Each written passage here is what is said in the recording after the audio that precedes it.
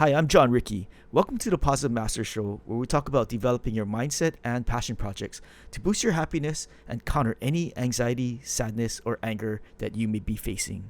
Are you ready? Let's rock.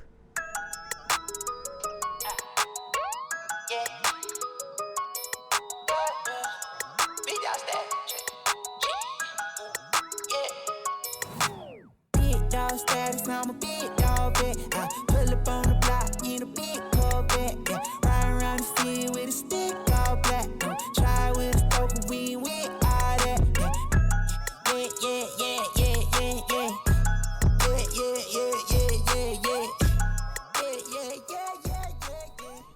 My fellow positive makers, in this episode, we're going to talk about 10 practices that you can use to maximize your productivity for your passion projects. The 10 practices are: 1. Have a daily action plan. 2. Prioritize your goals. 3. Count your wins and make it a game.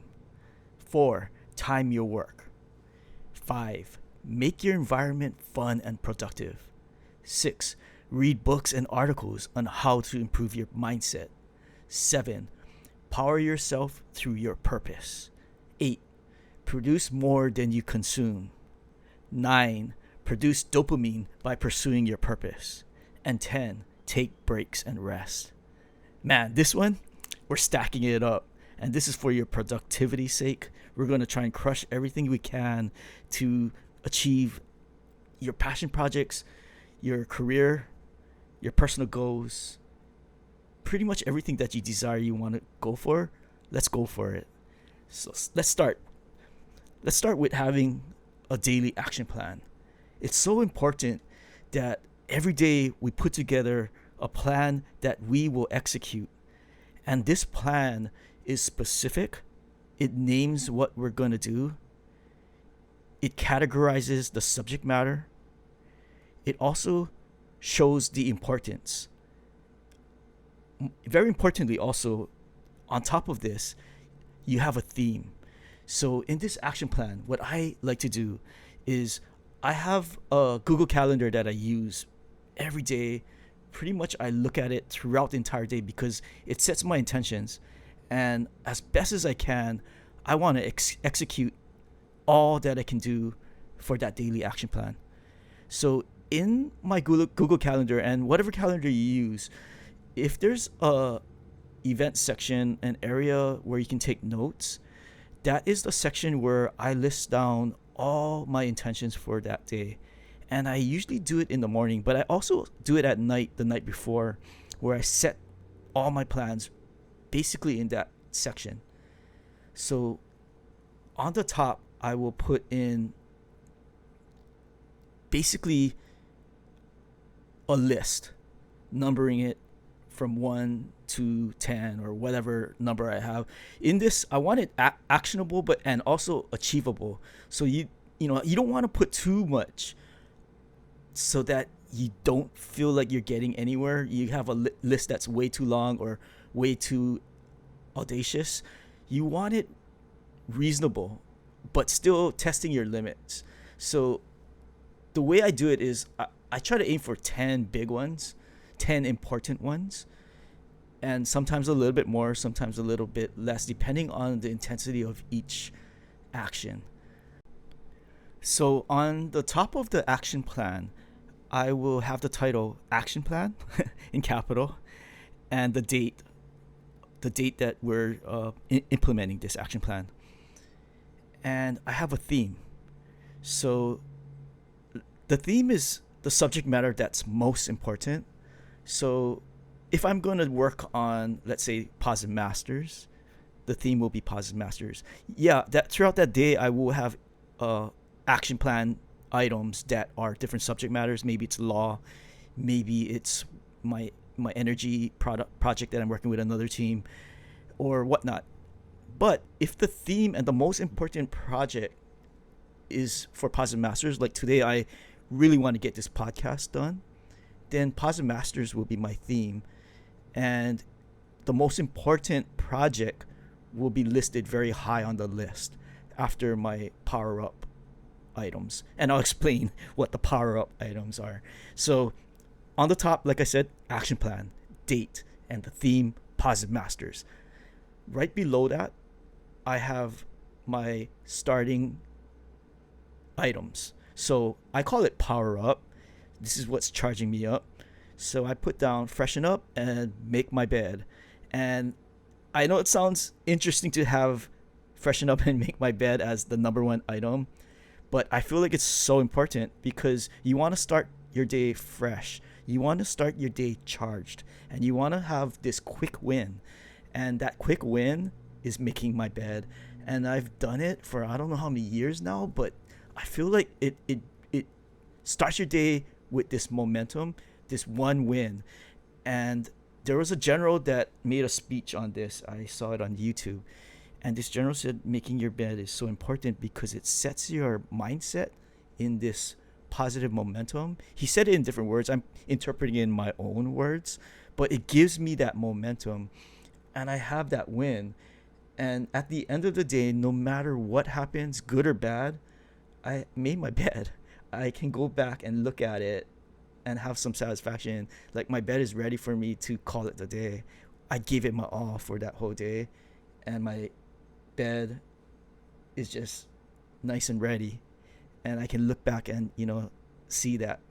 And regardless, I mean, we could be an awesome day, and you end your day going to sleep with like a great feeling of wins. But even if it's a bad day, and in other episodes of podcasts, I will explain how challenges often presents a lot of opportunities.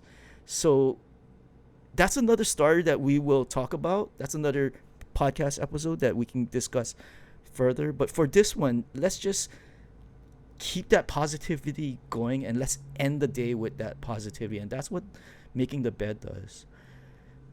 Second is I journal. And for me, the journal is including this action plan. It's an actionable journal. In the journal, I record the wins from the previous day, which I will talk about later in today's episode. I also record my sleep, the amount of hours that you get good rest, and whatever happens, maybe I wake up in the middle of the night, I take note of that. If I don't get enough sleep, I look back at the previous calendar and see what time I went to bed and how late I was working, what could have caused it. So I have this sleep journal as well. And sleep has been a very important thing to keep this positive momentum, to keep my productivity high. So in a previous episode, I did talk about sleep, and I will most likely bring up a follow-up on that, on the practices to help our sleep. But I journal that, so that's very important for me, and I keep notes of that. And my dreams, I keep notes of my dreams, and I'm reading up on psychology, Carl Jung, on the subconscious mind and our conscious mind and our thoughts and how both connects. So I'm studying my dreams. The symbols that come up are like messages from my subconscious to my conscious, and I'm keeping track of this to see what connections I can get, what improvements I can make from it. So this journal thing is so important for me. It pumps me up. I also put down, besides the wins from the previous day, things that helped me move forward, things that keeps this positive mindset going, keeps my mental health in check, and keeps me aligned or balanced as I move forward in my day and my weeks and my months and the year. So this action plan is really important to help me launch the day well. And for me, those things are important. Freshen up, make my bed, and journal. I call it the power up part of my action plan. The next one is the thing I want to achieve most for the day. And I mentioned the theme is Positive Masters. So on the headline for this section of my action plan, it's Positive Masters. And in parentheses, I'll put deep work or light work.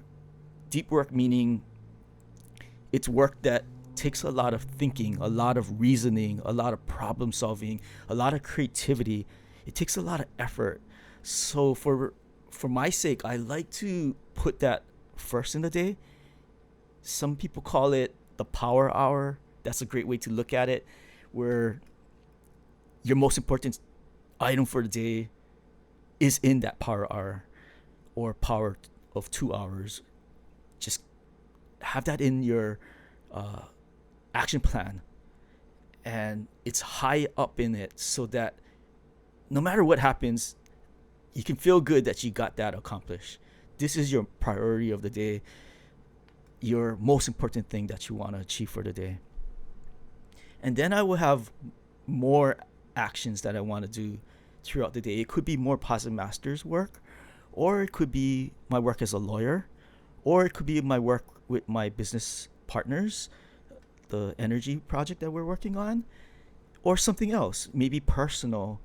And then often I at in the afternoon time I would like to do exercise. So I'm looking at it as we start the day and move onward. So you got the most important work first, and then you may have even meetings, and meetings might be, sometimes you can't control when meetings are happening, but meetings will be, scheduled into that action plan as well. But you want to get that most important work done first. So I try my best to get that done in the morning. If I can't, then I'll work around my other priorities that I have to do. Sometimes you can't control it, and make sure it's somewhere in there very quickly after, say, a meeting that I have to go to. Then I'll go quickly to my most important project, the deep work project, the hardest project. In that list, I'll have second priorities and third priorities, some personal things like exercise, or maybe I have to do some financial work. It will be in there.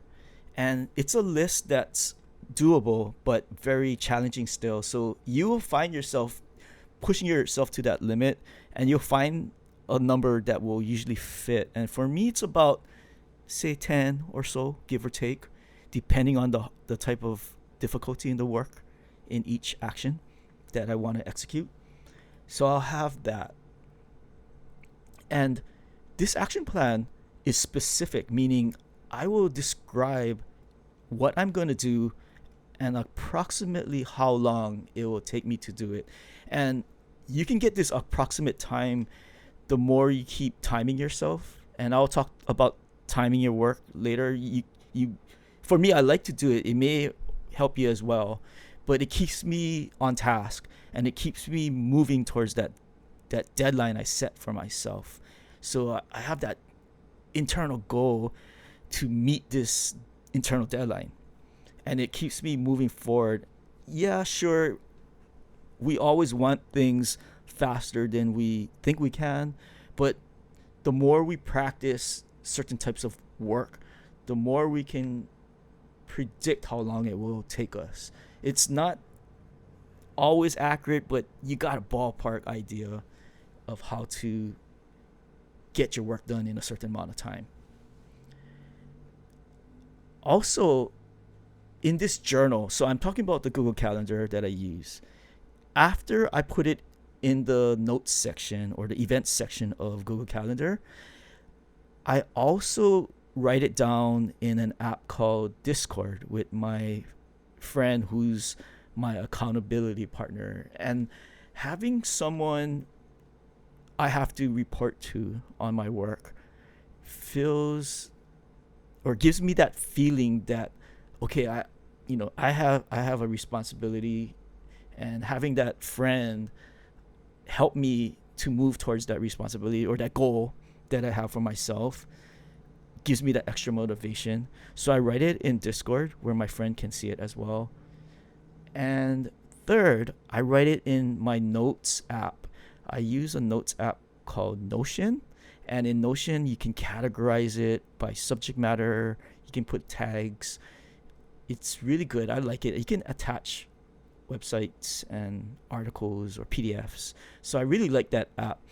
For quick notes, I use Google Keep. But for this sake, for my journaling, for the long form types of work, I put it all into this Notion app. And I love it. It's, for me, it helps spur my creativity. It's also my second brain with all this information. My memory is not the best. I try my best to improve it, but as long as I have my computer or my phone on me or near me, I can access it really quick, like it's my second brain. And with this journal system combined with the calendar system, I can always check to see if I'm on track, with my goals for the day. So those three apps I love to use: Google Calendar, Discord, and Notion. Once I got that in my journal in writing form or in my bullets outline format, I time block it into my Google Calendar. So it'll be color coded. I like to use colors. I really like visual. When I problem solve, I like to visualize problems with objects, pictures, or imagery in my head. So the Google Calendar shows my map for the day, and it's in color, and it's blocked out in blocks by time. So for myself, I like to use blue for my businesses or project, these, like, for example, Positive Masters, it's a passion. These are my passionate projects, my personal goals, my personal ventures. I use purple for my personal goals, my personal improvement, my personal work. I have a dark blue one for projects I do with business partners, for example, or clients. So I use dark blue. And then dark green, I use it for finance. And those are my main ones. But there's other color codes I use for other type of work. But those are my main ones that I use. And for me, I love it. It gives me quick map to look at, and it looks good. It makes me excited. I do this actionable plan like a game, and I'll explain further how I make it like a game. But having good visuals, it makes it fun, or at least more fun for me. It does, and I like it. I'm just a visual person. So within that action plan, that's number one, right? Having a daily action plan. Number two is to prioritize your goals. So to prioritize it, how I mentioned is you'll number it. Like I have my power up. The first two is freshen up and make my bed. That's number one. Number two is journal. So number three is like I'm getting into my work now, and it's by numerical order. So that's how I prioritize it. I just started underlining my number one, my most important task. So if recording this podcast is my number one, it'll be underlined, and it falls under the theme which is on the title, which is Positive Masters. And as you go down the list, it will be later in the day. So in the calendar, as I block those times out, you'll see the list going down into different time slots later and later and later into the day. So you'll notice that you'll get fatigued as the day goes on. So for me, well, at least I do. I used to be more of a night worker, but now I see more of my energy more as soon as I wake up. A few hours later, I'm like in my optimal state of mind. So I see my best work actually now more in the morning and early afternoon. That's where I see that really strong peak. I will get a second rush now at night, but it's not as strong. And if I get really fatigued, that work may or may not be a good quality time. So I'm mindful of that now, especially meetings that are very stressful or you work with stressful people. By the time you hit nighttime or late afternoon, you might be really exhausted. Well, I do. I feel really exhausted. So that's why I emphasize hitting your most difficult and challenging work, your most important work first. But if you got to do a morning meeting, then do it as soon as you can after it. So that's number 2, prioritize your goals. Number 3 is when I'm what I this is where I make it fun. Number 3 is count your wins and make it a game. And the way I make it fun is I use point system, just like video games or sports. There's points. I give myself 2 points for deep work that I complete from 45 minutes to 1 hour of deep work. I give myself 1 point for light work I finish from, it could be like minutes to an hour. So deep work is difficult work. It's like a lot of reasoning, a lot of problem solving, a lot of creativity. Light work could be logistical. It could be communication, like an email. It could be reading up on some things that doesn't take too much brain power. I add these points up every day. At the end of the day, I add it up. If I don't have time at the end of the day, like at night, maybe I'm so tired, I'll do it the morning when I start my journal, my action plan. When I'm journaling in my wins, I'll count the wins. I total it up, and I will total up the total wins of the year. So it gives me that feeling of accomplishment. I get a dopamine rush from it. I like it. It's a game. I gamify it because it makes it addictive. It makes it fun. It makes me want to keep doing it. It's a habit that I really go back to it constantly, and you look forward to it. You look forward to looking at all the things you did the previous day, and it's just awesome. Or if you do it at night, you just feel great before you go to sleep knowing that you accomplished all of this. Number 4 is time your work, and I use a timer. So I use a timer to encourage me with this internal deadline. It was made famous with called, I forgot the person, but it's called the Pomodoro method, where when you're working or when you're studying, you use a timer. It could be a clock, it could be your phone, it could be an app that you use on your computer. So I use an app on my computer since I'm mostly, majority of the time I'm working on my computer. But if you have to leave your computer, you can time it on your phone as well. Use a timer app on that. And I use either 30-minute sprints, or I do a 45-minute session, or an hour session, or if I have that strength to do a longer one, then I'll go for a 90-minute session. And I did some research, and past 90 minutes, it gets a little bit challenging on our focus.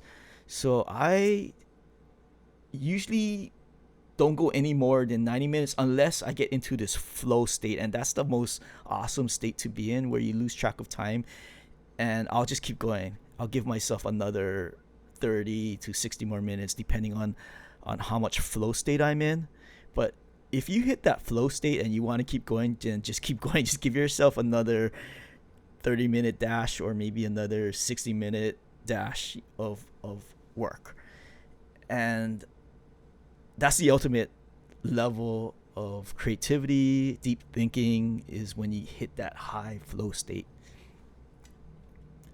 So try it out if you like it. You may or may not like that time constraints, but for me, it works, because if you don't give yourself a deadline internally, you may drag your feet a little too long and not get too much done in your day.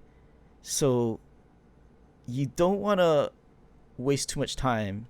You want to be as efficient as possible and as focused as possible in a concentrated amount of time. And that's what this system works, the Pomodoro system. It keeps you moving with that internal deadline. Number 5 is to make your environment fun and productive. And I love my setup. My office used to be separate. I have another room that I had as my office, but I moved it all into my bedroom because the vibe I have in my bedroom, something about it, it's peaceful. I think it's because the decor. Actually, yeah, it is my decor, and I just like being near my computer. For some reason, I see my computer more than a computer. I see my computer as like an extension of me. The system itself, the computer itself, it's like my R2D2. It's a part of me. It's my buddy. It's an extension of my memory, my ideas, my work. It's an extension of me, and I love it so much that it's by me. Some people, maybe you don't want it near you because it reminds you of work and it'll stress you out, but it doesn't for me. It's like everything in this computer is like a part of me. It's also a fun tool with so many different type of apps and programs that just makes life and work more fun. And that's for me. I just love it. So I have this environment that's comfortable, and I'm just excited to work. And it's also my rest area too, so I can, if I need to, I can take a rest. I can take a break. But most times, I'll take a break outside or have a snack outside. But I love this environment. The other thing you want that's helpful for me is having natural light. So I have two windows here. I have two windows that are nearby. One in front of me, which is good because it gives me natural light from the sun, and I have another to the side of me that also gives me natural light. Having that natural light brightens the room up. It brightens your mood up. It's not dark and gloomy. I had an office when I was an attorney, when I was a prosecuting attorney and legislative liaison for Honolulu Department prosecuting attorney, and it was no windows, so it was kind of gloomy sometimes. Not having the sunlight, you don't see sun at all. Sometimes if you're working in your computer, unless you're heading out to court or whatnot, then you have some time, but to be in the sun. But if you don't and you're just working on your computer, you want that natural light. You want to get that break and go out in the sunlight, get some vitamin D, improve your mood. So that's important for me. And my bedroom has this beautiful two big windows that I like, that brings in that good lighting. And plants and flowers is another thing. If you have that visual from your window, like I have these plumeria flowers, white plumeria flowers outside, these trees with them right by. I'm on the second floor, so it's like right in front of me, and behind that I see coconut trees. So I have a really good. The area I live has really good landscaping. It gives that tropical local feel in Hawaii here, and these really big trees to my side, which is just like round green trees that are like they cut it and shape it so it's like perfectly round. So it looks really nice. It just gives me a good mood. So I have that surrounding me with these two windows, and that adds to that good vibes. On my setup, you want to have this really good setup where it improves your productivity, because like for me, I used to work on just my laptop, and I would have to flip through all these documents constantly, and on this little laptop, little screen. So the small MacBook Pro, 13-inch. So I got this 27-inch monitor last year, and it's like amazing. I can have like 3 documents open at the same time. It just makes work easier. I don't have to flip documents, open it, switching it out, in and out. It's just right in front of me.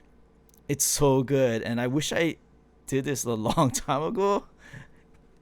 Maybe I'm trying to save money and stuff, but man, for productivity's sake, it helps to have a big monitor, especially when I'm doing like legal contracts or deals for my business partnership, that I have that has a lot of contracts, or my clients that has a lot of contracts.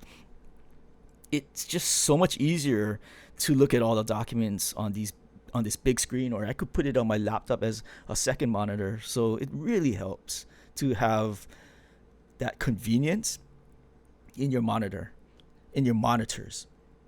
Also, to have a good chair with back support. I have a Leap chair my sister gave me from her engineer firm. They got more newer equipment and furniture. So I'm so fortunate. I got this awesome Leap chair, and I used to get backache from the chair I had before. It didn't support the lower and middle part of my back. This one does, and I don't have backache anymore. I can work so much more and longer because of this chair. So I say get a good chair. I know it's expensive, but if you don't have, just like I mentioned about my bed in the sleeping episode, I used to have backache from the bed, and it would be hard to operate in my day with this backache. And I used to have backache from my chair, and now I have a good chair. It helps a lot to support my back and just be comfortable as I work throughout the day. I also have a mouse pad that has this RGB lights that just adds more fun to it, and it's hard surface. And I was using this old school mouse pad that slowed my mouse down, and my friend gave me this, and I'm like, whoa, it's a gaming mouse pad, but man, it works excellent for accuracy with your mouse and moving quickly, precision. It makes sense. It just makes sense to get a good mouse pad, and that RGB lights add some fun to it. And speaking of RGB lights, I have RGB lights under my desk as well, so I can change the colors out, set the mood, makes me happier, makes it fun. It makes me want to be here. Having a desk, my desk is just a foldable table, but it works perfect. It fits everything that I need on it. You don't really need a fancy one. I know I want to get a stand up one day where I can stand up and sit down, but for now this really works. It's just a table that's foldable, but the good thing is my chair can go up pretty good, so it can be at the right level. So it's still comfortable for me, but if not, you may want to look at a adjustable desk if your chair can't adjust you to the right level. So you want to have a good desk that supports your size, and that's important as well. I also have headset and earbuds. So I love music when I work. Some people, they don't want music. Maybe you like nature sounds or rain, that kind of stuff. For me, I love the lo-fi beats, the lo-fi songs. I like piano. Lyrics, music with that would be more for light work, but for deep work, I like that soothing piano music, and I like those really relaxing lo-fi songs. So headsets and earbuds plays a role in that experience, and sometimes I just use the speakers from my monitor. Trinkets. Okay, this is another thing. You'll see on YouTube a lot of people have trinkets on their desk. I do as well. I have trinkets that motivate me, that encourage me. I have things on my desk like these three monkeys that I got from. It's a little it's metal. It's made out of metal, but it has these three monkeys. One's covering his eyes, the other one's covering his ears, the other one's covering his mouth. And my grandpa gave it to me when I was little. It was on the piano, and I asked him about it, and he told me that these monkeys are teaching you to hear no evil, see no evil, say no evil. So everything we absorb in our life, we have behavioral learning, and we'll see bad things in the world. We'll experience bad people, bad events. But as long as we have this mindset to always be good, to be positive, that's the message I get from this, and it's right in front of me. I had it in every office I've ever been in, from my time as a politician to a lawyer, and here in my home office as I try to do business from here. It's just keeps my purpose in mind, why I'm here. It reminds me of my grandpa, my grandma, my ancestors, and it's just a great trinket to have. I have fun trinkets as well, like a Game of Thrones the Daenerys, the dragon queen. Uh, but I have her. That was a gift from a friend. I have an anime looking girl that's kind of cute on my desk. I have a good luck trinket from one of the Buddhist temples that I really loved. Kyomizu, I believe it was, when I was in Japan. It really brings back that wonderful feeling I had at that temple, and also that good purpose of being good. And in Buddhism, I'm in Jodoshu. I used to be president of Jodoshu for 10 years. In Buddhism, it's a philosophy where we're always trying to better ourselves, looking at ways to manage our emotions, our stress, our anxiety, our sadness, even our fears, even our not so good qualities that may come up here and there, like anger or that kind of stuff. You want to have these kind of things to remind you why we're here and why we're trying to improve ourselves, and that's what it does for me. I also have these tarot cards on it, and I use it more to better understand myself, because I read it as my own psychology. When I read a card to myself, I'm seeing my hopes and fears come out for each card that comes up. But these two cards that came out for this one reading, I loved it because it's the Three of Pentacles and the Page of Rods. The Three of Pentacles is supposed to be the outcome, and the Page of Rods is supposed to be the immediate future. So Page of Rods is good because it's like near future good messages coming up, right? So I want good messages, good news. That's what I'm working towards, to have some success and help people, having that good kind of vibe coming out of my work. That's what I want from it. And Mastery is the Three of Pentacles. And I just read Mastery, that book by Robert Greene, about how we dedicate so many hours toward it, and so many tens of thousands of hours. But that purpose behind your mastery is what drives you. So that card symbolizes that, and that's why I have it on my desk as well. Above my desk, I have a poster with Martin Luther King and Gandhi, and it has integrity. And integrity is really, really an important quality. I have a poster about entrepreneurship, about the sacrifice.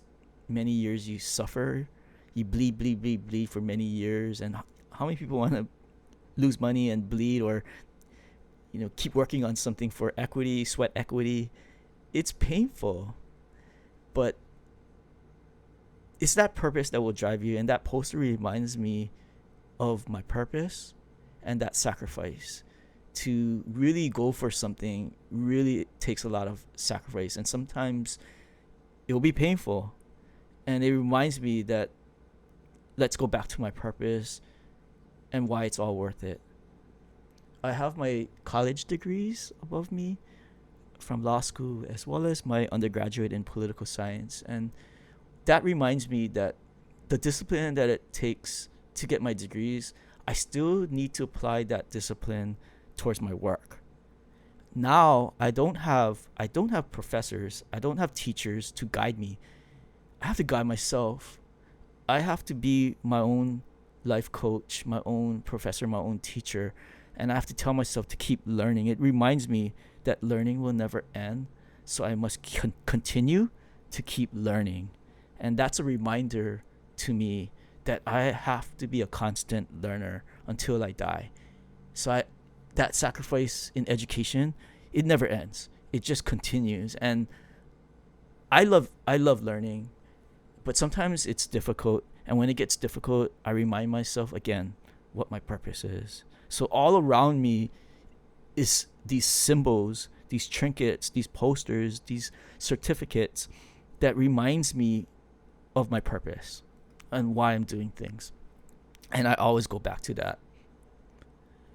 Also, to help with your environment, you may want to have stress relief items. So my business partner for this energy project that we're working on, she gave me this portable massager, and it's awesome. I have it attached to my chair, so it's massaging my back sometimes, especially when I'm so stressed out. and I can move it up and down my chair with these straps, so it can massage my back. And I also use it when I rest too. Like I can take it off my chair and put it, like, let's say I lie down on my bed, I can put it under my leg or whatnot. So it's so good. I mean, it's an excellent stress reliever. I also have these stress like those stress balls. I have that on my desk as well or near me, so I can squeeze that. And I have from my business partner when I was in electronic dance music. My business partner gave me these two wooden sticks that you hit together to the beat, like drumsticks. So I have that near me. So if I'm a little stressed, I'll play with these little things to relieve myself from the tension. And even with listening to music, listening to music and then just, oh, I have this dice too from Las Vegas with my name on it. I'll kind of like play with the dice in my hand or on my desk to relieve stress. Anything that can help to relieve that tension, that anxiety. I try my best to use whatever it takes. Also, I have other gear around me to be able to be productive at night. So I have a key light that I use not just for like recording myself when I have to video record myself with my camera on my desk, but also to add lighting if I need to from overhead. Light, it's adjustable, so I can dim it out and make it really soothing. So it's not harsh light, and I like that about this key light I have above me. And I have a desk light, fluorescent one that I can use if I need something brighter to look at more details on a piece of paper or whatnot. So, oh, and I also have an AC in my bedroom / office with a remote control, so I can control the temperature, and it's also automatic, so it can adjust to the temperature I want. So having that AC, oh man, it's so good. In Hawaii, it can get really hot, so having this comfortable temperature really helps in productivity. Also, oh, I have my microphones here, what I'm using, so I have everything I need all around me. I don't have to leave my desk. It's just made for productivity. It's made for efficiency.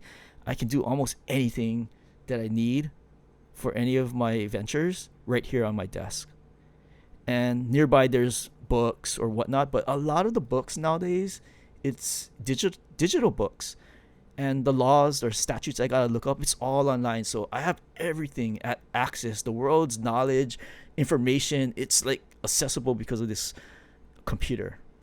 And everything, all these technology gear and toys I have all around me, it just makes it so much fun. And I just want to work because I have all of this around me. it's like adult toys. So that's number 5. Make your environment fun and productive. Now going to number 6. Read books and articles on how to improve your mindset. Now for me, this is key. And stress can ruin productivity. It can hamper your ability to solve problems. Your heart rate goes up, your cortisol level goes up.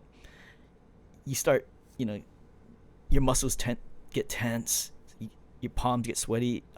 It's just hard to work when you're so stressed out.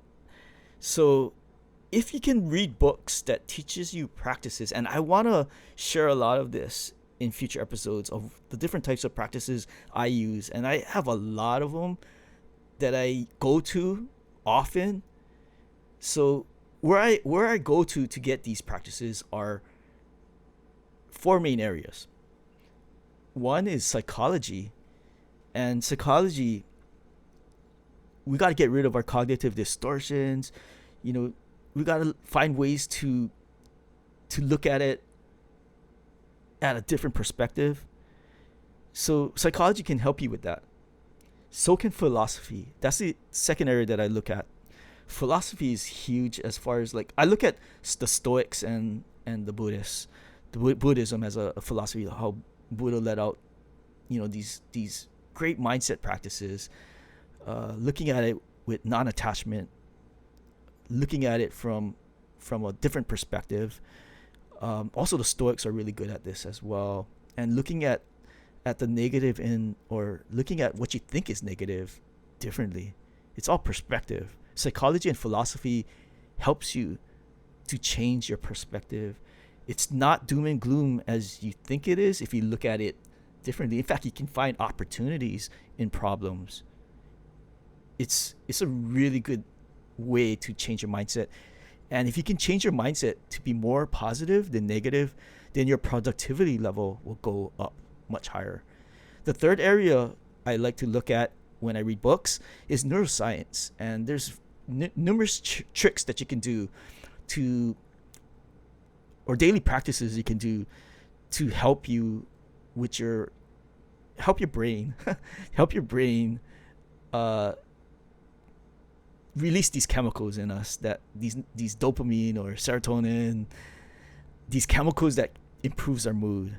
So I'm following Dr. Andrew Huberman, a neuroscientist from Stanford University Medical Center or medical school. Having this science tips that he gives, I try my best to follow that, because there's some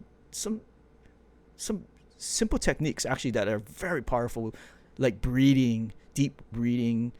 He says the double inhale and then a long exhale helps. I do that also with another breathing style I've been using, which is like a 4-second inhale and a 4-second exhale. But even seeing sunlight, going out to see the morning sun and then the afternoon sun helps your mood and your circadian rhythm and your sleep, which also helps your productivity, which I mentioned in the sleep episode. So neuroscience is the third area. And then the fourth area that I like to read about is interesting people that's been so productive in their life. Some of them in short lives, they've done so much.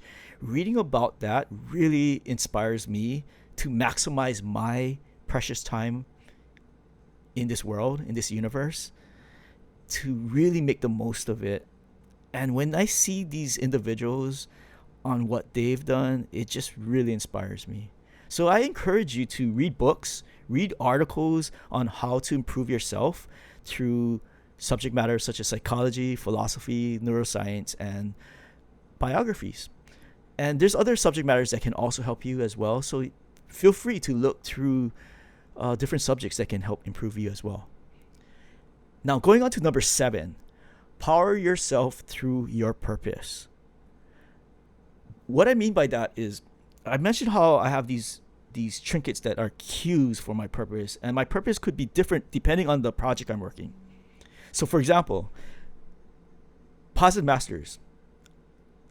The whole reasoning behind Positive Masters is this goal of mine to improve mindset, to improve our mental health, to have better control of ourselves, to not let our emotions take the best of us, meaning the emotions that can crush us, hamper our productivity, ruin our relationships, like anger, hatred, jealousy, envy, these really draining type of emotions that drains yourself and drains other people. And you'll see that when you work with other people that are negative. You'll feel so exhausted, so drained. You may even feel some anger inside, some frustration. It triggers, it's like a virus. Whoever you get in contact with, you feel that vibes. And as animals, millions of years ago, when we communicated merely by looking at each other, by body language, we know when a person's angry. We know when a person's vindictive. We can just feel it in our senses. The visual cues, audio cues, and I would argue cues that we can't really understand, that our brain is comprehending just by looking at it or just by even being around that person that's negative. So that's how important it is for that purpose for me to behind Positive Masters, on why I put mindset and mental health such a priority for Positive Masters. So you look at the content that I create for Positive Masters, deals with a lot of mental health, a lot of mindset, and I also do a lot of passion project subject matter. And the reason why I choose passion project, it's your purpose. Your purpose is in your passion projects. Like Positive Masters is my passion. Your passion is driving your purpose. And that's why I chose passion projects as a major topic in this brand, Positive Masters, for that main purpose, to give yourself your purpose, to encourage you, if you don't have that purpose now, to seek deeply within yourself for that purpose. And it's in you. And oftentimes you'll find that purpose as you expose yourself to new things or more things, whether it be in school, sports, community, work. There's certain things that will bring you joy. And when you find that, and don't get me wrong, just because it's your passion project doesn't mean you will always be joyful. There's going to be struggles. There's going to be times when you're frustrated, you can't solve a problem. Or if you're an artist, you have a blank sheet of paper and you're like, oh my gosh, I don't know what to write. I don't know what to draw. These are problem solving that are part of the reality of anything that we do, and including our passion projects. So the ability to look at those problems as opportunities for your growth is driven by the purpose behind them. Kind of like, well, basically like what I said about mental health, mindset, and passion project is the purpose behind Positive Masters. It'll drive you to go through those most difficult times or working with those most difficult people.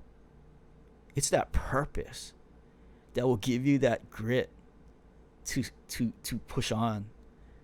So this number 7 is an important, very important one to have for our productivity. Power yourself through your purpose. It will drive you through, and when you do succeed, oh man, awesome.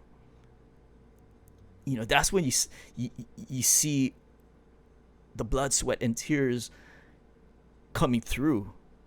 And you know, that's why you see a lot of people cry when they achieve something that's so difficult, so audacious, and they persevered and sacrificed, and only they know how hard it was because they went through it. There are no shortcuts. It really is a journey. It's a marathon. It's ups and downs. Sometimes you got to go backwards before you go forward.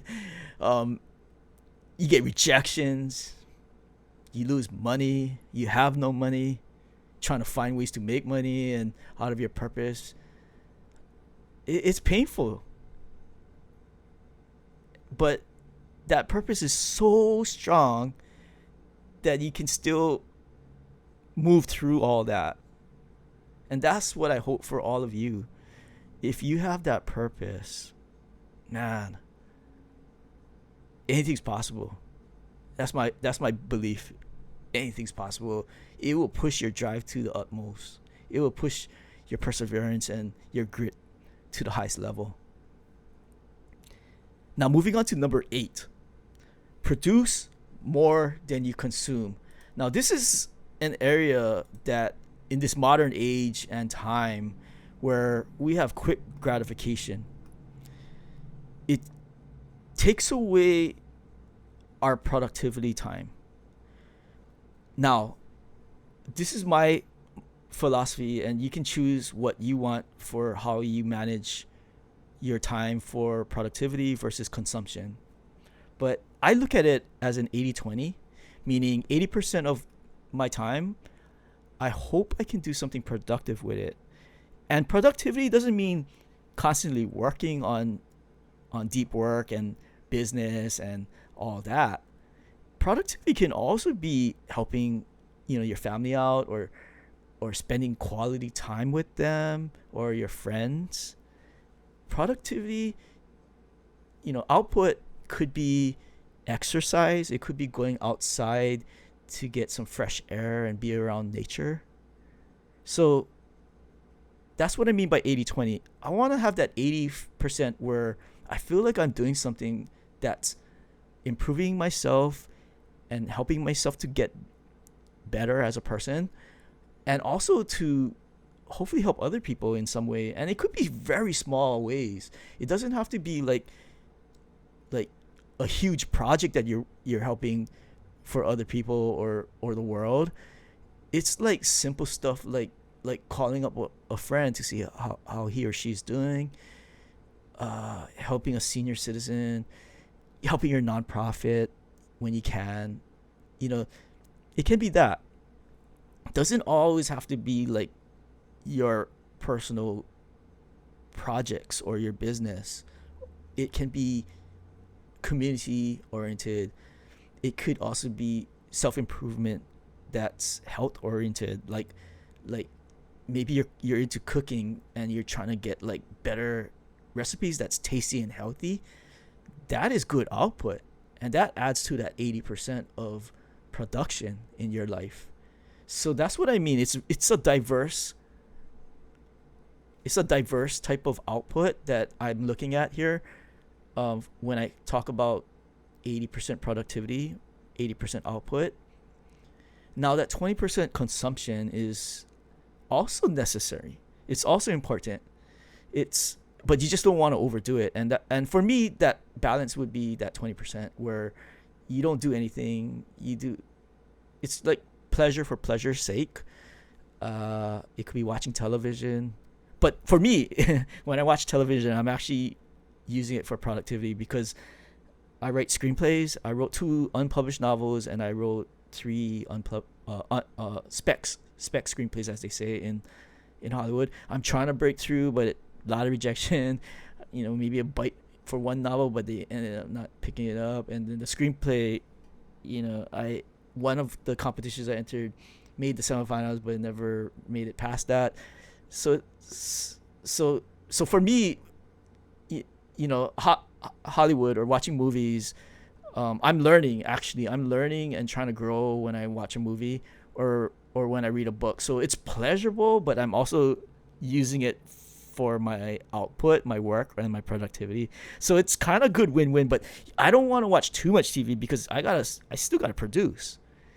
I don't want to consume only. So I gotta balance that out, and that's where that 80-20% number works for me.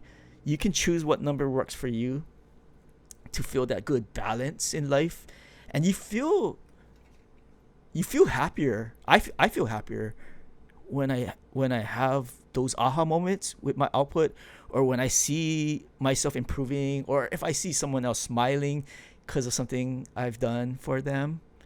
It's so rewarding, much more rewarding than just consuming, for consuming sake, meaning entertainment for just entertainment's sake. I have some friends who do video games, but if it's just video games for video game's sake or television for television's sake, it's not adding to some output. You don't have that extra satisfaction. You have that quick satisfaction, but it's not that longer, that effort-based satisfaction that you get from doing work. So if you can find some consumption that actually adds more value to your production, even better, because you're hitting 2 things with one, right? So you're consuming, but yet you're going to use the knowledge you gain from that consumption for your production. So if you can find that, oh man, that's even better. So having this balance, and I wrote down some things I'm gonna list for you on this consumption versus productivity. So I wrote down: consume for pleasure, is easy equals easy. And it's something that we want to do, and it's important that we do because we need to relax. We need to have some joy in our life, and have those moments where you just don't think, and don't have to worry about producing and doing work. You just want to consume for pleasure, and it's really easy, but you don't want to get addicted to it because it's so easy, and the dopamine comes to you merely by you consuming. Nothing more, no more effort on your part. So it's easy. Consuming for educational pleasure, I wrote down equals moderately challenging. So you want to learn, and it's something that drives you to learn, and that drive is likely and at the best scenario should be your purpose. It's moderately challenging because now you got to learn. Yeah, you're consuming, but it's not for pleasure's sake. You're consuming to learn, to grow, to better yourself. And this consumption can be a personal thing for your goals, or it could be for your career. So I wrote that down as a note to myself. The other thing I wrote down is when you consume for education, because you have to. Not because you want to, but because you have to. And I wrote down it equals to challenging. Meaning, man, if you're forced to do something and learn something that you don't want to do, like in school, like there's some subjects that we weren't interested in, it's really challenging. You don't really want to do it, but you got to do it. And same thing like working in a job that you don't want, and you have to learn all these things. You don't want to do it, but you got to. So it's more challenging because you don't have that purpose behind it. That purpose gives you, it gives you pleasure because you want to put yourself in that difficult or, challenging situation. The other thing I wrote down as a note in this whole consumption production subject matter is when we produce for work because we want to. When we do it because we want to, it's pleasure again. But yes, there will be challenges. So, in fact, there will be a lot of challenges. So I put equals to very challenging. Produce for work because you have to, because you're forced to. Now that's equal to extremely challenging.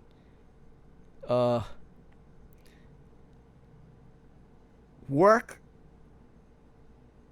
involves a lot of scenarios. It involves a lot of facets. You got to work with people that you don't want to deal with.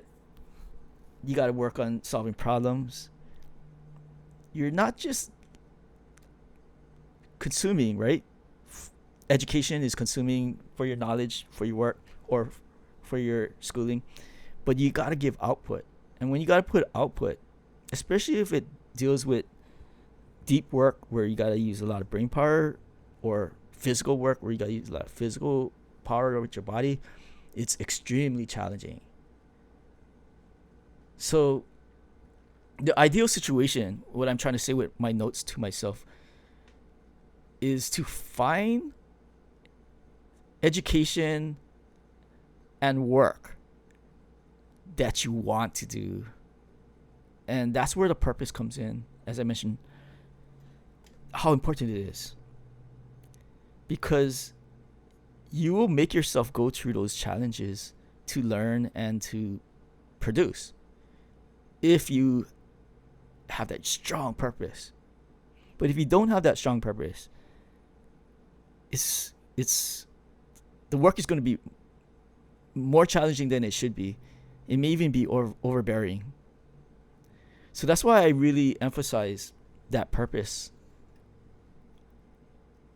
I really emphasize that importance for having that, because without it, the grit won't be there to push us through that most difficult times with that most difficult people. Now, let's move on to produce dopamine by pursuing your purpose. Now, dopamine is interesting. This deals with neuroscience. And I follow neuroscientist Andrew Huberman, which I really enjoy with his podcast and his YouTube. Let me read this out because it's the notes I took from watching his video and listening to his podcast. And I don't want to I don't want to say something that I might be missing a important tip and factual, because I'm taking notes from this neuroscientist. Anyways, let me read. The avenue of pursuit releases dopamine. The pain and suffering you experience during your pursuit plays an important role when your situation improves, because a lesser pain and suffering will release dopamine. Thus, when you progress and achieve small wins, your dopamine will be big. To maintain your motivation, toggle between your pain from your grinding work and the rewarding dopamine from your lesser pain and small wins. When you finally achieve a huge win, prepare yourself mentally for a come down from your huge dopamine high, so you lessen your letdown. Now you can rest for a while, but after you get that rest, get back on the pursuit avenue for a new goal to receive dopamine again. Keep repeating this process over and over again. Much of your achievement arises out of this process. So this toggling between your dopamine and suffering is really interesting, because I didn't know this until I heard him speak. When we put ourselves through the grind of our passion projects, we're doing it with this strong purpose. And yes, it's painful and suffering sometimes that we go through, right? When we reach a wall, or we get a rejection, or people like criticize us, or we can't even solve the problem. I don't know if we can succeed. It's like doubts, right? It's painful. But then when we have that small breakthrough, like, oh, I got an idea. I see an opportunity in that problem. Oh, I solved that issue. There's still a long journey we got to go to achieve our passion projects. In fact, there will never be an end for this passion project. We may even hit a benchmark, but there's going to be an endless journey. It's like a writer finishing his or her book. She's going to move on to the next book. Right? So like it never ends. And then you go through that process again. I don't have an idea. I have a blank page.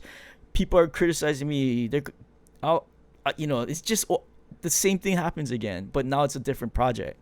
Same thing with an entrepreneur that works on another project. It doesn't end. Or even if you work in one company and you move to another company and then you got to start all over again, it's like it never ends.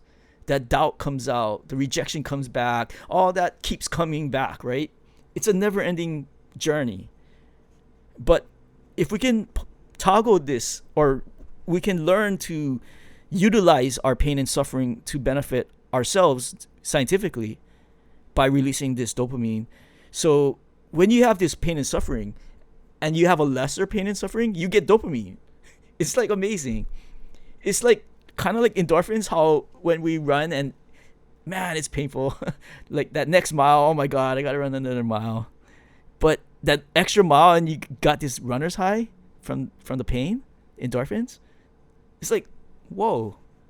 And then you come back and finish from your run and you finish that goal that you had for yourself. That dopamine comes, right?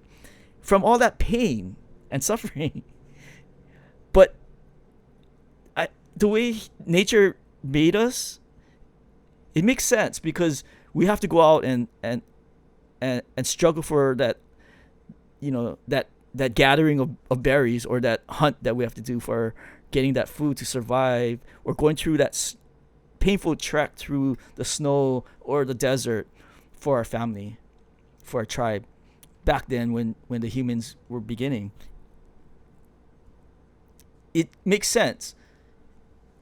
That dopamine, that outward goal where we get this chemical release over struggle.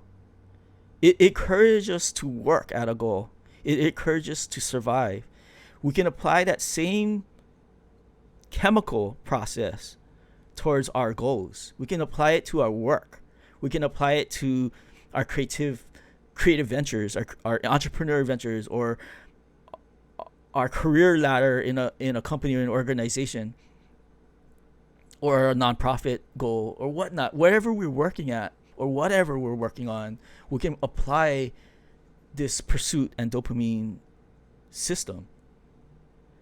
So what I'm saying is, use neuroscience to your advantage here, but it will take work for you to get that dopamine release. And when you reach that big goal, don't focus on that reward, because you're going to get that letdown. You got to be ready for that letdown.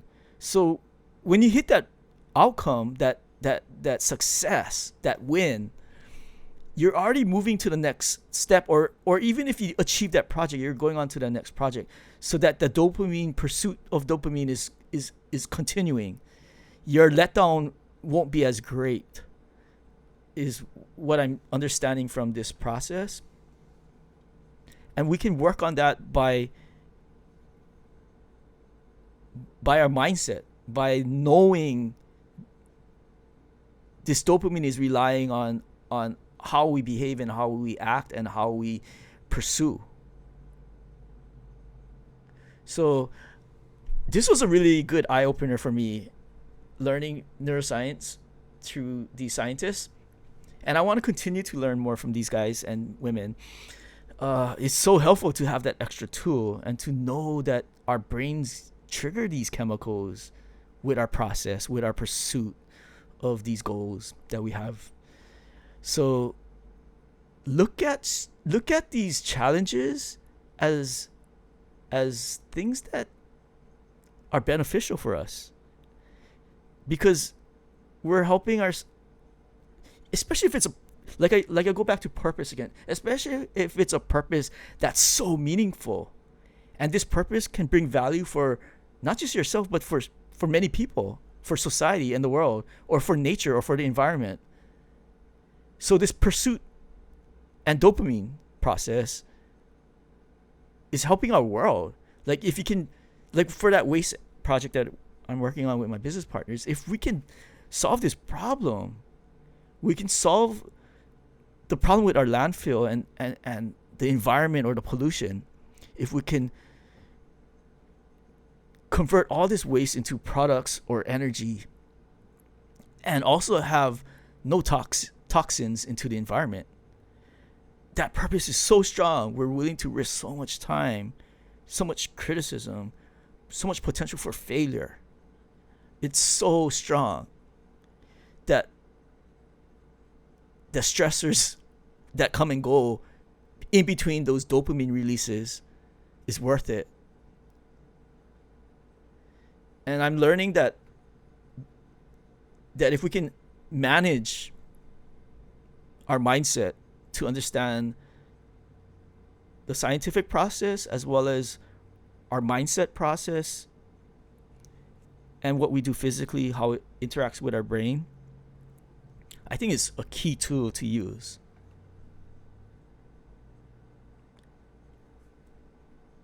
Now, let's move to the number 10. Finally, this is the last one. This is number 10. Take breaks and rest. Okay. You're thinking productivity.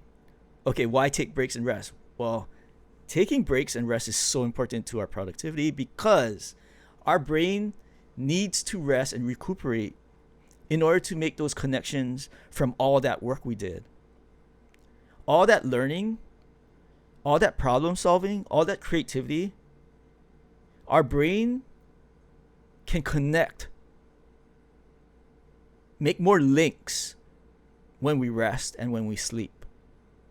But if we don't rest and we don't sleep, we prevent that from happening, or we hamper that from happening, or maybe we delay it from happening. I'm not sure exactly how our brain is making these connections with what we learn, But somehow the neuroscientists are saying it does.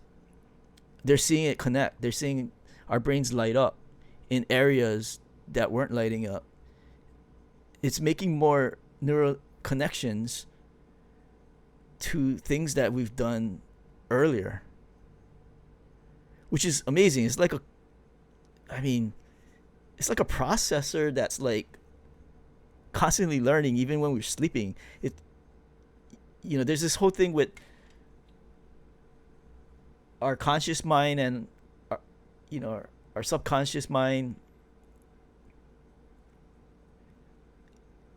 It's connected somehow, and we're learning slowly of this connection through neuroscience and psychology. We're seeing this learning process go on constantly. So that's why taking breaks and resting is important, and having that downtime before you go to sleep, so you don't stay up all night because you're stressed out, and it ruins your brain from learning and getting that rest, that much needed rest. And then the next day you're tired and you can't work because you're so stressed out. So having that downtime to manage your stress and anxiety is important. I mean, we can only work so much before we get fatigued, and then we make mistakes when we are tired. So, like in Cal Newport's book Deep Work, he mentioned how if you can get 4 hours for a lot of top deep thinkers is really good. I used to feel bad because I'm like, man, I'm not putting it. I see guys talking about getting 12 hours of work, and they're working like all-nighters every day. How in the world are they doing it? I can't keep up. I must not have what it takes because I can't do those kind of hours. I get so tired. I can pull off maybe a good long day of work, 1 day or 2 days, but by the third day I can't even move. It's just tired. I'm just tired. It's like, how do they do it? It's impossible. And I don't know. Like maybe are they doing it consecutively, uninterrupted, that kind of work? Because if it is, that's impossible. I'm sure they have to have breaks. But are they counting those breaks as hours of productivity? It shouldn't be. Breaks should be separate. Consecutive work should be timed. That's why I believe in this whole Pomodoro method, where you're timing your deep work, you're timing your effort, you're timing your time that you're doing your creativity and your problem solving, and then you clock out and you rest your brain, and then you get those aha moments. You notice those moments when you're at rest. Sometimes you're not even doing anything, and then you get an idea and you're like, oh my god, I got it now. I think I have an idea. I have that. I just had that yesterday, and I texted my business partner like, oh man, I just came up with this idea. Made this long text, and it just comes out like during a rest period, or even a period that I don't plan to do deep work. It just comes. But that's where I think the neuroscientists are saying, when you rest, that's when the brain, your subconscious, is telling your conscious, hey, take a look at this. Maybe this will work. Or what about this idea for your artwork? Check it out. Play with it. Maybe this will work. So that's where rest comes in. And don't believe the hype of some of these guys out there that saying they're like working like every day, like, I don't know, 12 hours, 15 hours, no sleep. It's not healthy, and it's not good for your brain to learn, and it's not good for your body to not have that rest. Over time, it will only worsen yourself mentally, physically, and spiritually. So get that rest. Don't feel bad about it. In fact, we got to create time for it. In fact, we got to schedule it in our calendar, especially for us guys that are obsessed with our work. We have to schedule it into our calendar. And I will emphasize that. I know a lot of guys glorify workaholic and I can't even say it, workaholism. But it's not a good thing to have. You need balance. And actually, for productivity's sake, if you rest, you might come up with those breakthrough ideas. Take a walk, take a nap, and have a good night's rest. Spend some time with family, do those things. And those aha moments can come out of nowhere. Just a word of advice. Yeah, the hustle culture, man. It's not good if it's not balanced out. It's not good. So don't feel pressured. Again, going back to psychology with social proof. Oh, these guys are doing this and that. Don't compare yourself to that. Are they timing themselves? Really? Are they not sleeping? Are they vampires? I doubt it. We're all human. And these neuroscientists know there's a limit to it. A limit to our body and our mind we can only push ourselves so far. So again, I emphasize it. Number 10 is huge. Take breaks and rest. Well, in conclusion, this one was a big one. I've been so busy doing new projects. It's so good to be back on the podcast again.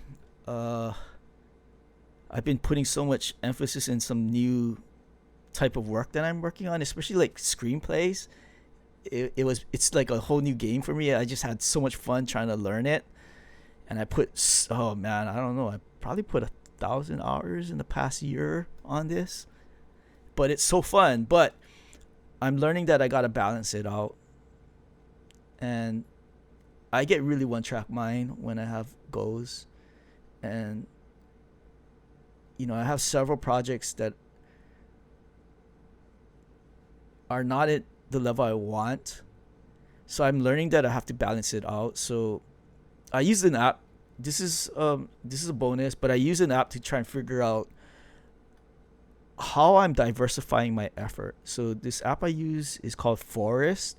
You grow these trees for work that you do, and it's like a game. It's another gamification of your productivity, which is awesome. I love making it fun. I love gamifying things, and it's rewarding to see these trees grow. You can even, I think, you can even apply your effort towards planting a real tree, so the company will grow a real tree for you too if you want. But what I do with this app is I see the percentage of effort I put in each subject matter. So for one venture, I see a third, 30%, 29%. Another venture, I'll see 20 something percent. So seeing these type of hours allocated, I'm realizing, okay, maybe I need to put a little bit more time in this project. I don't want to be a jack of all trades, master of none. That's a fear I have. I'm very cognizant about that. But these projects are all passion projects of mine, and I don't want to abandon them. So I'm trying to find a way where I can still make these guys succeed, make these projects succeed, without spreading myself thin. And this is a challenge I'm having right now with productivity, and I'm trying to figure it out right now, because as far as your daily action plan, and I mentioned this, I believe, in a previous podcast, but we cannot multitask. So when we're doing it, that's why I believe in that Pomodoro process. When you're working on that one subject matter, you're only working on that one subject matter for that time slot. If it's an hour, if it's 90 minutes, you're only working on that, no interruption, just that subject matter. Don't multitask. You multitask, you will make errors. Also, your problem-solving ability depletes. You don't want to do that. There's studies on that shows multitasking doesn't work. But over a scale of a month, and you have like 3 projects, I'm trying to figure out a way where we can succeed in doing different things with still strong focus, with still that intensity. So on that hours and days we are focused on that one subject matter, those hours mean a lot. And I'm hoping that this app can help me to make sure I balance out my time with all my projects, and also balancing out so that I have time with my loved ones and my family and friends. So there's going to be another episode where I hopefully have some understanding of how to best diversify my work and yet still get good output, good productivity. And I'm thinking, having those deep work hours with uninterruption and making sure you have a good number of those hours to each subject matter is kind of, I think it is critical to not burning yourself out, and also not neglecting one of them, not neglecting one of your passion projects. You want to give each of your passion projects enough attention and enough of focus attention. So I'll follow up with you guys on that. I'll tell you how it goes. And if you guys have a strategy for that already, that'll be awesome. That if you already have a system for that, I'm curious to know what it is. But I'm testing it out on myself using this app and using the current system I have, productivity, that I mentioned, those 10 productivity practices that I just mentioned to you. So it's an ongoing journey. It's constant iteration, constant adjustments here and there. But my drive is still there, and I believe your drive is still there. So let's just keep going forward and just make the most we can, and keep that positive mindset, and keep that focus and that momentum. You got this. I really do. And I want you to succeed, and I want you to have fun while you're succeeding. And then even failure, I want you to see the benefits of it and learn from it. That's super painful. I know it is. I've been through a lot of them. But in the long game, those are the teachers. The failures are our teachers. And you'll see how beneficial it is years later. But at the moment, it's not that fun. It's hard. I understand, because I'm going through it too. But let's keep pushing forward together, guys. I know a lot of good can come out, and having you here together in our community, our tribe, we can help each other to keep moving forward and stay positive. And that's what Positive Masters is all about. So thank you so much. I hope you enjoyed this episode. I know this one is a long one, but I hope this is beneficial for your mindset and your application of productivity. Keep going. Keep doing what you do. And I'll talk to you later. Take care. Thank you so much for joining me in this podcast episode for the Positive Masters Show. If you haven't already, please hit the subscribe button. Feel free to visit Positive Masters' website at positivemasters.com, where we share motivational writing, audio, and videos to strengthen your mindset and build your passion projects to boost your happiness and counter any anxiety, sadness, or anger you may be experiencing. We also have an e-commerce store where you can purchase apparel and accessories that have designs and mantras to motivate you to maintain a positive mindset. Also, subscribe to Positive Masters' YouTube channel, where you can study and work on your passion projects with me as we listen to nature sounds and relaxing music. Plus, I share mindset practices to help you maintain a positive psychology. I would like to leave you with a song from Artlist, which I'm an affiliate with. If you like their music, I have their link in the show notes. You can use Artlist music personally or for your business. My fellow positive bakers, until next time, keep developing your mindset, keep working on your passion projects, and keep spreading positivity. I love you guys. Pull up on the block in a big Corvette, yeah. Ride around the city with a stick all black. Try with a broken wing with all that, yeah. Big dog status, I'm a big dog vet. I pull up on the block in a big Corvette, yeah. Ride around the city with a stick all black. Try with a broken wing with all that, yeah. Yeah, yeah, yeah, yeah, yeah, yeah. Yeah, yeah, yeah, yeah, yeah, yeah. Yeah, yeah, yeah, yeah, yeah, yeah. Yeah, yeah, yeah, yeah. Fall in line. Yeah. We got sticks like it's Columbine. Yeah. Running up the dollar signs. Yeah. Ain't no hiding from them hollow cans. Yeah. Bring up like the Taliban. That's my paper, don't you bottom mine. Yeah. Heavy paddock on me, break my wrist off. Yeah. Yeah. Lift off. I got big dog status, I'm a